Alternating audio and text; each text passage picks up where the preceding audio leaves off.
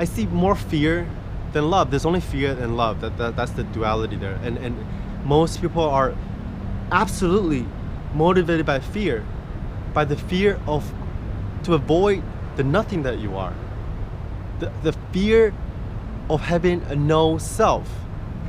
How can anyone want anything other than seeing what's underneath? I don't understand how it even amazes me why more people don't want to do this. And don't you want to see what's on the other side? Like, don't you want to experience truth completely, like without any stains on the lens? Because there is no lens. Don't you want to wake up from all this like, don't you want to see what is like beyond your mind? So the thing about this work, like this consciousness work, meditation, self-inquiry, whatever, is that the progress is analogous to the shape of a hockey stick. Because at first the progress seems really slow. You'll be meditating or do this work for a while and you see progress, but not a lot. But then once you hit a tipping point where you cross a threshold where the progress just comes exponentially. Like it almost comes at you. It's like the meditation starts to do you, and you're just being carried into this stream that inevitably leads you to nirvana, whatever you want to call it. I don't think there's an end goal, but like there are certain like thresholds that you cross, certain major doors and switches that you flip and you open. And for me, that switch was the Kundalini awakening, the Kundalini activation. And ever since that event, which I call the calamity because it was literally the death of Frank Yang, as I've just been getting like PR after PR and awakenings with a small A, awakenings with a big A, over the place, and without psychedelics. That's the most insane part. And the human mind naturally, without any substances, is capable of producing states of consciousness beyond your wildest imaginations, as powerful as a DMT or ayahuasca trip. It's kind of pretty difficult to describe or to express what I'm going through, my experiences, unless you do the work yourself, which anyone and everyone can make progress and can experience the same thing. Because most of my fucking thing about this path is like everyone goes through the same stages. Like it's almost universal. You know, people are like, oh yeah, everyone has their own path and experiences. Yes, that's true. On the relative level, like of course not everyone's gonna have the exact same experiences, but generally, if you don't think there's a universal mind that people can tap into, then that's your ego talking. That's your ego creating separation. Just want to share some of that experiences here.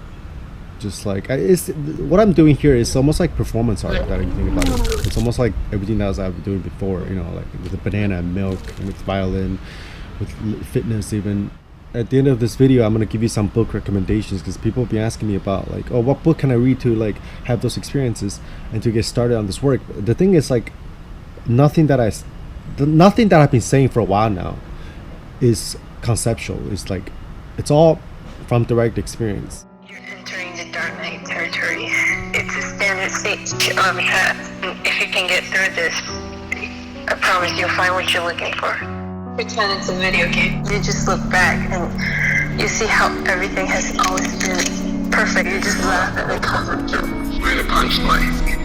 This morning when I woke up, I feel like I'm microdosing on every drug imaginable. My sense of self is flipped inside out, and it's nowhere but everywhere. This is your most natural state.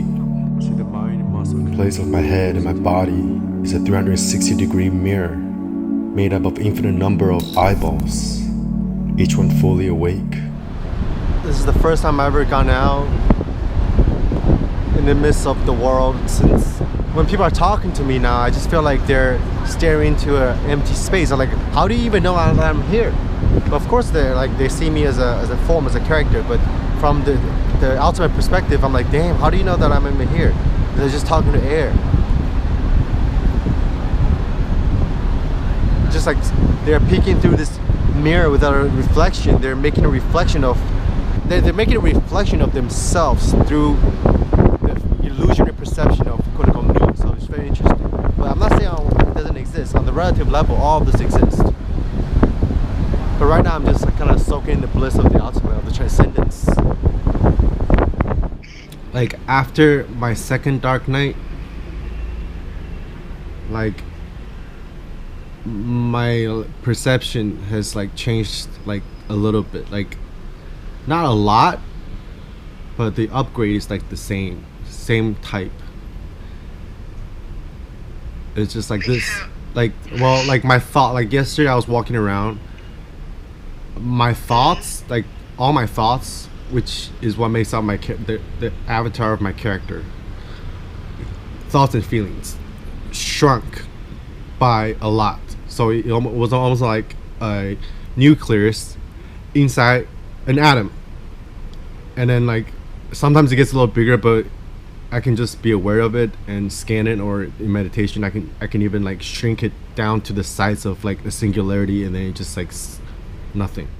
So I was feeling like I was just like a little speck of nucleus, like floating in like this ball of infinity, and that's rolling, and it's like so fun, like walking around, and it was just so fun. So it was like I was thinking about like I was in LA, and like even before that, before my second retreat, and like all the way back to whatever, I was like, my perception is like in my mind, like my awareness is in my head, and when I look at a tree, I can see the tree, but I didn't realize that me and the tree are one, that there's only the tree, there's only the scene. I was like making the distinction between like the tree that's over there and the me that's seeing the tree, or like I was imagining that the tree is processed in my brain, and that duality or that division was like erased after my first like dark night. So like I felt like I was flipped inside out. But if you compare it, my state after the second dark night, which is right now that I'm looking around, like what I described earlier, to like before the Kundalini thing, it was like fucking huge. Like the shift was like quantum. So my brain, my mind, my thoughts, my feelings, my character, and everything else that I ever perceived my whole life is inside my awareness, but not the other way around. And the most important insights out of anybody's life is that thoughts are not aware. And if the character or the self is just thought, your whole life is just awareness being aware of itself. That's it. The character, the body, the mind, the brain was never aware or alive. Frankie was never alive in the first place. Only awareness is aware of itself. Frank Yang character mode to infinity mode. By unhooking awareness from behind the character's eyes to in the light of the absolute, every corner of the room is infused with awareness, including every particle in your body and mind, and it's witnessing the lifter from both inside and outside simultaneously.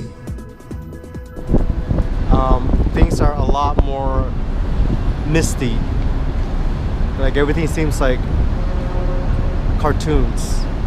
I can really sense the impermanence of things, even if I just see a person sitting there. Just by looking at a bike over there, I can sense that it's arising and passing moment by moment, from something to nothing, back again, contraction and expansion, contracting and expanding.